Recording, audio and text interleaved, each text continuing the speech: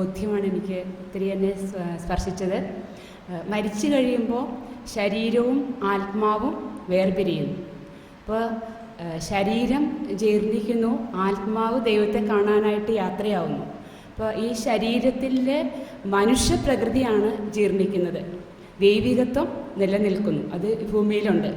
അപ്പോൾ അന്ത്യവിധിയിൽ ഈ ദൈവികത്വം ഉള്ള ശരീരം അതാത് ആത്മാവിലേക്ക് ചേരുന്നു. അപ്പോൾ ഈശോയുടെ ജീവിതത്തിലേക്ക് നോക്കുമ്പോൾ ഈശോയുടെ ശരീരം ജീർണിക്കുന്നില്ല, ഈശോയുടെ ശരീരം വിശ്രമിക്കുകയാണെന്നാണ് പറയുന്നത്. അപ്പോൾ ഈശോയുടെ ഉത്ഥാനത്തിൽ സംഭവിച്ചത് ഈശോയുടെ പഴയ ബ്ലഡ് മുഴുവൻ പോയിട്ട് പുതിയ രക്തം, 2 ദിവസം കൊണ്ട് പുതിയ രക്തം ഈശോയിലുണ്ടായി. പട്ടാളക്കാരുടെ അടികൊണ്ട് ചിന്നിച്ചിതറിയ ശരീരം, പുതിയ ശരീരം യേശുവിന് ലഭിച്ചു.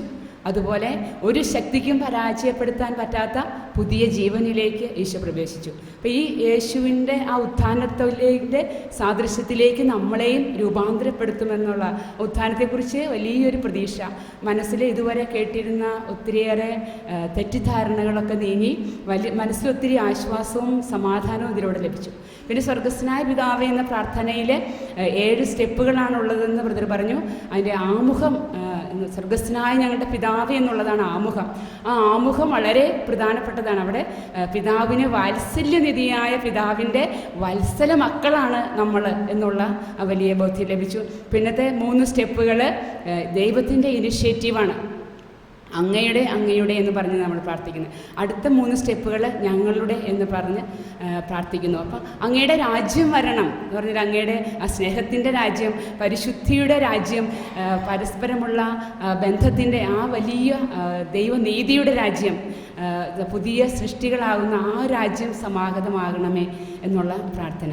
പിന്നെ ഇന്ന് രാവിലെ ഞാൻ 4 മണിക്ക് പ്രാർത്ഥനയിൽ ജ്ഞാനത്തിന് വേണ്ടി പ്രാർത്ഥിച്ചുകൊണ്ടിരുന്നപ്പോൾ പണ്ട് കേട്ട ഒരു പാട്ടാണ്. അതിൻ്റെ വേറൊരു വേർഡ്സ് മാറി എനിക്ക് മനസ്സിലേക്ക് വന്നത്. ഞാൻ പാട്ടൊന്നും എനിക്ക് അറിഞ്ഞുകൂടാ, അറിയാവുന്ന പോലെ പാടാം. നീ എന്നിൽ പ്രാർത്ഥിക്കുന്നു പരിശുദ്ധാത്മാവേ, നീ എന്നിൽ പ്രവർത്തിക്കുന്നു പരിശുദ്ധാത്മാവേ, നീ എന്നിൽ ജീവിക്കുന്നു, നീ എന്നിൽ ഭരിക്കുന്നു, നീ എന്നെ പുതു സൃഷ്ടിയാക്കി തീർക്കുന്നു.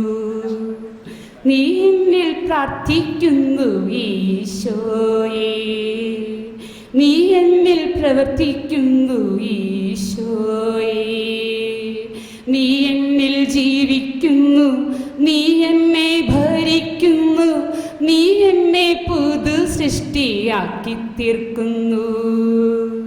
നീ എന്നിൽ പ്രാർത്ഥിക്കുന്നു പരിശുദ്ധാത്മാവേ, നീ എന്നിൽ പ്രവർത്തിക്കുന്നു പരിശുദ്ധാത്മാവേ. ഞാൻ നിന്നിൽ വിശ്വസിക്കും, ഞാൻ നിന്നിൽ ആശ്രയിക്കും, ഞാൻ നിന്നെ ആരാധിക്കും പരിശുദ്ധാത്മാവേ. Thank you.